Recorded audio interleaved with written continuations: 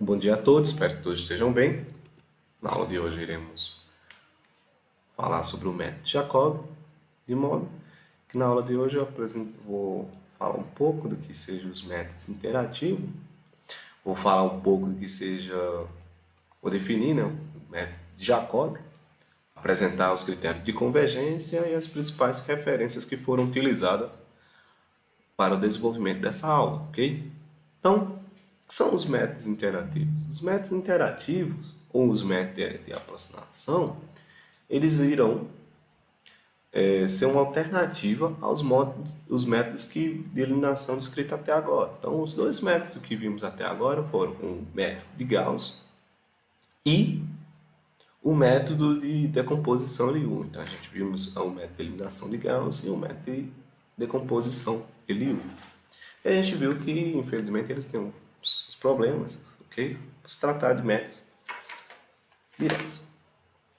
Então, dado um sistema AX igual a B, um sistema linear, os métodos interativos, eles consistem em calcularmos uma sequência de soluções x1 até xk, com base basicamente em três passos. E os três passos são uma estimativa inicial x0, um mecanismo de atualização e depois um critério de parada, ok? Então, para obter essas soluções, essa sequência de soluções, eu vou seguir esses três passos. De modo que os métodos de Jacob e de Gauss-Seidel serão os dois métodos que iremos ver para a resolução de sistemas lineares. Os dois métodos interativos, ok? Eles são populares, são bastante utilizados.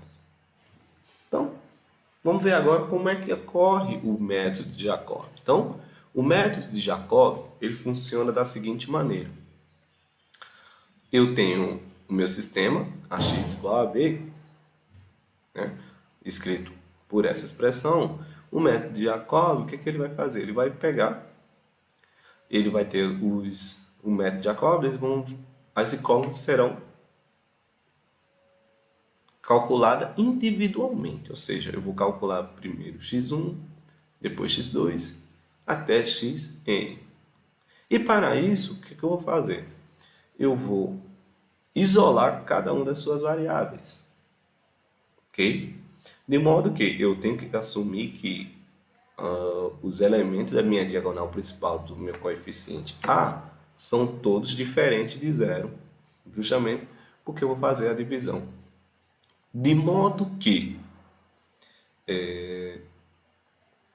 se os elementos da diagonal principal for zero, a gente pode fazer algumas substituições que eu irei falar um pouco mais na frente. Eu posso contornar esse problema.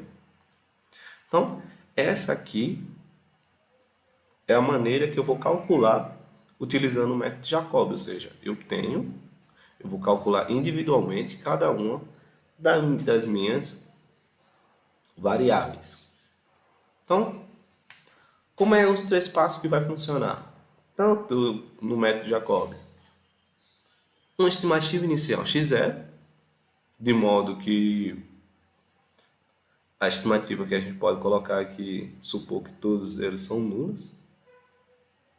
Então, aqui eu tenho que a minha atualização, ou seja, o meu sistema que está escrito dessa maneira, ele pode ser reescrito assim que eu vou atualizar e obter os novos valores, né, de aproximações. E o critério de parada que a gente vai utilizar será o erro relativo, ok? Então, o erro relativo será o valor atual menos o valor anterior dividido pelo valor do atual, ou em sua forma, a sua forma percentual. Isso aqui também é utilizado para ver se verificar, né, a questão da convergência. Então vamos ver como funciona o método de Jacob. Então o método de Jacob, a gente vai ver a partir desse exemplo aqui como é que ele funciona. Então, dados o meu sistema linear expresso por essa expressão, iremos utilizar o método de Jacob com o erro relativo de 10 ao menos 2. Ok? E com isso, dado o primeiro passo? Na verdade, eu coloquei aqui, mas não é o primeiro passo. Não, o primeiro passo é reescrever o meu sistema, assim, isolar cada uma das variáveis, e aí sim começar realmente o método interativo, ou seja, eu tenho a minha estimativa inicial, então estou supondo que todos os valores inicialmente de x1, x2 e x3 são zero. Então, o que eu vou fazer? Isolei cada uma das variáveis do meu sistema. Está aqui isolado, bonitinho. Então agora eu vou usar a minha estimativa inicial, que é x0. Então, usando a minha estimativa inicial x0, o que eu vou fazer? Onde tinha x2, eu vou substituir por zero.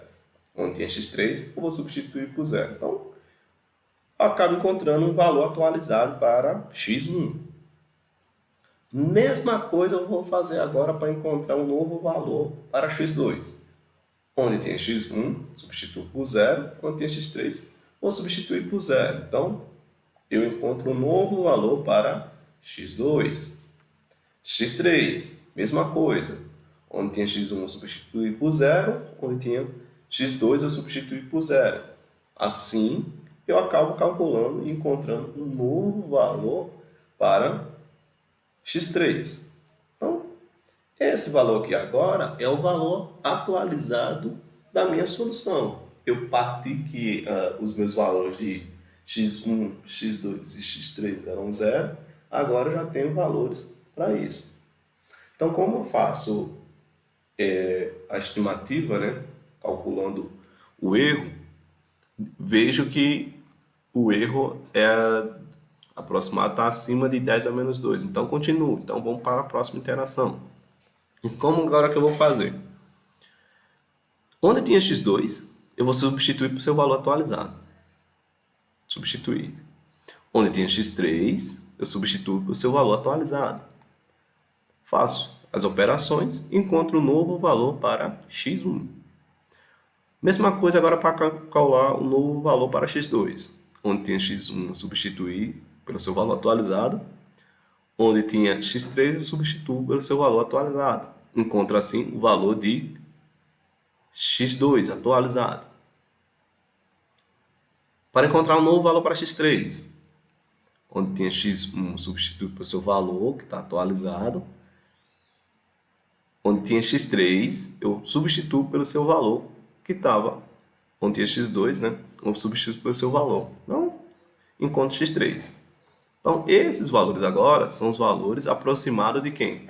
De x1, x2 e x3. Verifica a condição de parada. Não foi satisfeita, que é 10 a menos, o erro relativo de 10 a menos 2. Então, eu tenho que fazer calcular novamente. Para isso, onde tinha x2, substituo. Onde tinha x3, substituo. Encontro um novo valor. Agora, para x2, onde tinha x1, eu substituo. Onde tinha x3, eu substituo por o valor que está aqui. Então, agora, o que acontece? Está aqui os meus valores de x2. Vou calcular para x3. Onde tinha x1, eu substituo por seu valor que está aqui. E onde tinha x2, eu substituo o valor que estava aqui. Então, encontro um novo valor. Encontrando esses valores, verifiquei que ele satisfaz o critério de parada, eu acabo parando o meu processo. Então, vimos como nós atualizamos e o meu critério de parada. Agora vamos ver como funciona o método de Jacob no VCN. Então, vamos em sistemas lineares, métodos interativos, ok? Então, aqui escolhemos o método interativo de Jacob, colocamos os valores da minha matriz coeficiente A, que é 3, menos 0,1, menos 0,2, 0,1,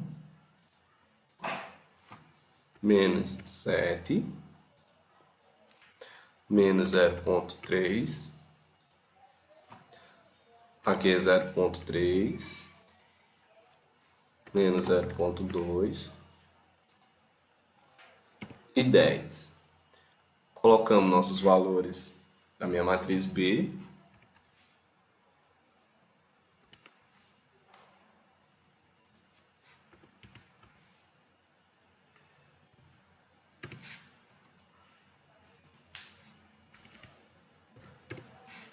E aqui os meus valores da minha estimativa inicial. Como eu estou supondo que a minha estimativa inicial são 0, aqui eu vou manter eles, ok? Coloco o meu critério de parada, que no caso a gente colocou o R relativo. A minha precisão será de 10 a menos 2, ok? Então, vou mostrar para mostrar o passo a passo, então vamos calcular agora. Então, no passo 1, a gente encontrou esses valores, que eu até coloquei lá. Passo 2, novamente a gente encontrou. Passo 3, o critério de parada foi satisfeito, o programa parou. Ok, gente? Então, assim, a gente encontrou os mesmos valores que lá, com o erro relativo aqui, ó, pequeno. Então, assim, é um método que, para esse sistema, né, ele convergiu bem rápido e com um erro relativo pequeno. Então, que são basicamente os valores que a gente encontrou aqui. Então, vamos falar um pouco agora do critério de convergência do método.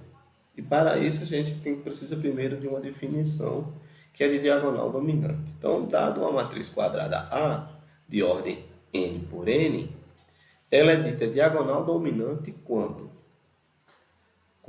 os elementos da diagonal principal em módulo é maior, estritamente maior, que a soma dos demais elementos da linha, em módulo também, ok? Então, esse aqui é a questão de definir, né, o que é diagonal dominante.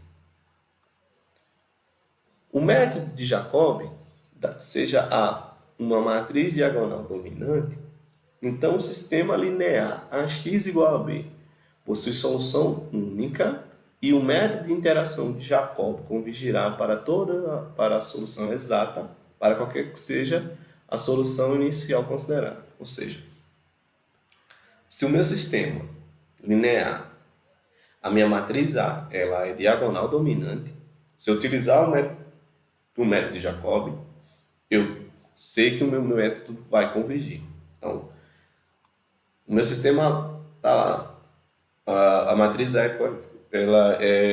minha matriz coeficiente é diagonal dominante. Então, se eu utilizar o método de Jacobi, eu sei que a minha solução vai convergir para a solução exata.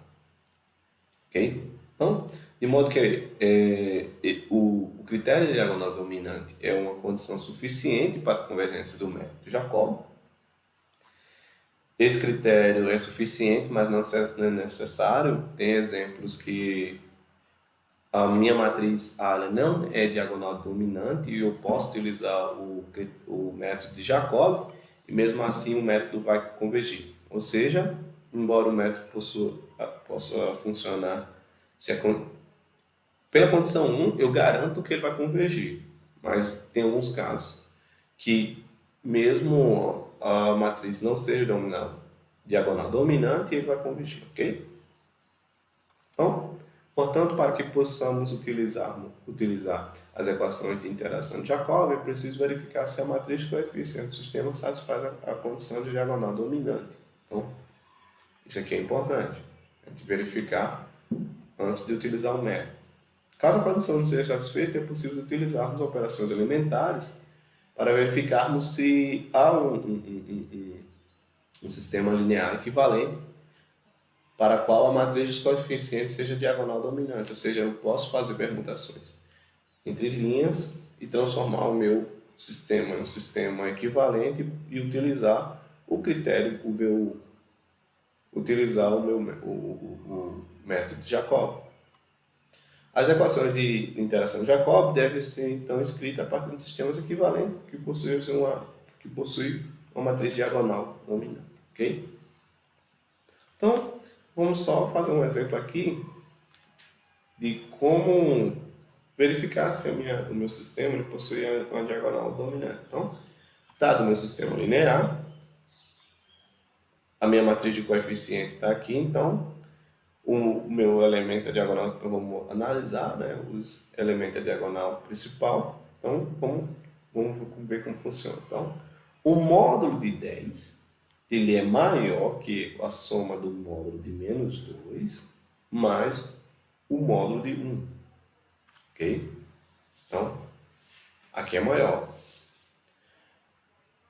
O módulo de menos 5, né? O módulo de menos 5 é maior que o somatório dos demais elementos.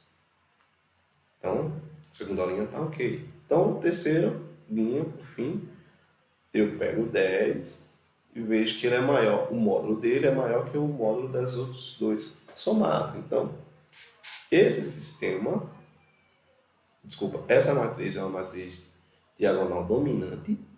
Se eu utilizo o método de Jacobi, ele vai convergir para a minha solução exata. Então, essa aqui era a aula que eu tinha preparado para vocês. Essas aqui são as principais referências. Então, até a próxima aula, gente. Com todos com Deus.